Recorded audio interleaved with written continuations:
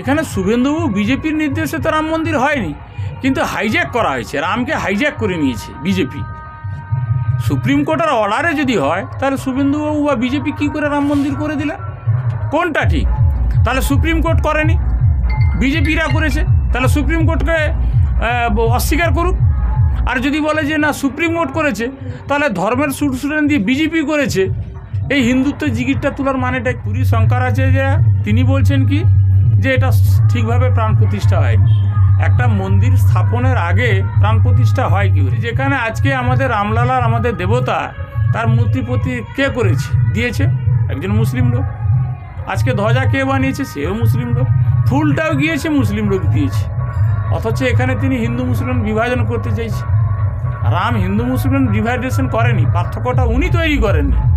রাম রাজ্য মানে সুশাসন, সব সনাতন ধর্মের যে বাণী, সব ধর্মের মানুষকে সঙ্গে নিয়ে সম্মানের সঙ্গে চলা। আর শুভেন্দুবাবুর যে বিজেপি যে হিন্দু ধর্মের প্রচারক, তিনি চাইছেন মুসলিম, হিন্দু, খ্রিস্টান, দলিত এদেরকে আলাদা করে দেয়। উনার তো কাজই এইটাই, রাজনীতিতে টিকে থাকার জন্য তিনি যখন তখন যা তা বলছে। কখন মুসলিমদের দেখে বলে লুঙ্গি পরা জিহাদি, কখন বলছে রোহিঙ্গা, কখন বলছে এরা পশ্চিমবাংলাকে বাংলাদেশ পরিণত করবে।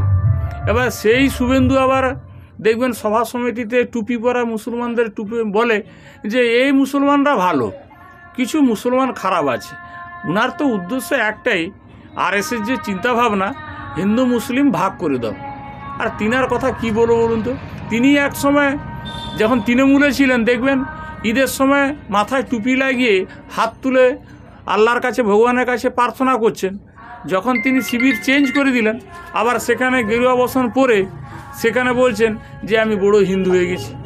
তো তিনি কখন হিন্দু কখন মুসলিম এটা আমি বুঝতে পারছি না। দাদা আজকে আপনাদের কি কর্মসূচি ছিল? না, একদিকে যখন ভারতবর্ষকে বিভাজন করার জন্য বিজেপি রাম মন্দিরকে সামনে রেখে একটা ঘৃণার পরিবেশ তৈরি করতে চাইছেন, সেখানে একমাত্র ভারতবর্ষের মুখ্যমন্ত্রী বাংলার যিনি, তিনি সেখানে বলছেন যে না, ভারতবর্ষ সংবিধানের দেশ, সম্প্রীতির জায়গা, বাংলাতে এই বিভাজন আমরা চাইছি না। তাই তিনি সর্বধর্মের সমন্বয়ে যে বাংলার সেই বিশ্বাসটাকে অর্জন করে রেখেছেন মুখ্যমন্ত্রী মমতা ব্যানার্জি, তিনি সেই বার্তাটা দিতে চেয়েছেন আমাদের মাধ্যমে, যে এখানে হিন্দু, মুসলিম, আদিবাসী সব ধর্মের মানুষ সম্প্রীতির সঙ্গে থাকবে। কারণ এটা স্বামীজির বাংলা, বিদ্যাসাগরের বাংলা, নেতাজির বাংলা, সেই জায়গায় এখানে কোনো বিভাজন হবে না। সেই বার্তাটা দেওয়ার জন্য আমরা সার্বিক পিংলা ব্লকে বিভিন্ন সম্প্রদায়ের মানুষ আজকে যুক্ত হয়ে, যারা অরাজনৈতিক মানুষ আছে তারা হচ্ছে অংশগ্রহণ করলো। এই বার্তাটা দিতে আমরা চেয়েছি যে আমাদের এখানে ধর্ম যে যার উৎসব সবার, এটা মমতা ব্যানার্জি আমাদের শিখিয়েছেন। আর বিজেপি রাম তো সবার, 140 কোটি মানুষের মধ্যে রাম থাকে, এটা আস্থা, এটা বিশ্বাস, সেটা হিন্দু হোক মুসলিম হোক সবাই মানে। কিন্তু মমতা ব্যানার্জি যে বাংলার জন্য মানুষের চিন্তাভাবনা করেন, সেটা কিন্তু একমাত্র তার স্থানটা হৃদয় হয়ে আছে। সেটা কিন্তু আমরা পিংলার মানুষ বিভিন্ন জায়গায় যারা এই উন্মাদনাকে সামনে রেখে বিভাজন করার চেষ্টা করছে, আমরা বার্তা দিলাম যে না, বাংলা পিংলা আমরা কিন্তু এক। এখানে প্রশান্ত চক্রবর্তী হিন্দু সম্প্রদায়ের মানুষ, সবরাতি মুসলিম সম্প্রদায়ের মানুষ, সালকু হাঁসদা আদিবাসী সম্প্রদায়ের মানুষ, সবাই মিলেমিশে একাকার হয়ে আমরা বার্তা দিতে চাইছি। আমরা শান্তিতে থাকতে চাই, আমরা সংবিধানকে মানি, আমরা সম্প্রীতির বাংলাকে ভাঙতে দেব না।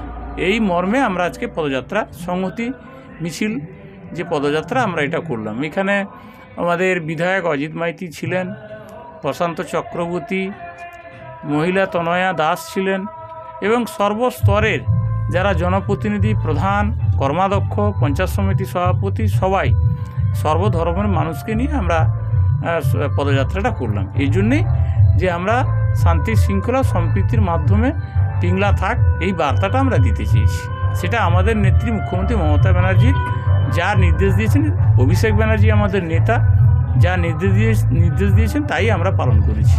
কিন্তু আপনাদের এই যে সংহতি যাত্রা ছিল, একে শুভেন্দু অধিকারী হিন্দু বিরোধী মিছিল বলে আখ্যা দিচ্ছেন, কি বলবেন? আচ্ছা, শুভেন্দুবাবু এমন একজন লোক, আপনাদের চ্যানেলেও আপনারা জানান, দেখেছেন যে কখন মুসলিমদের দেখে বলে লুঙ্গি পরা জিহাদি, কখন বলছে রোহিঙ্গা, কখন বলছে এরা পশ্চিমবাংলাকে বাংলাদেশ পরিণত করবে।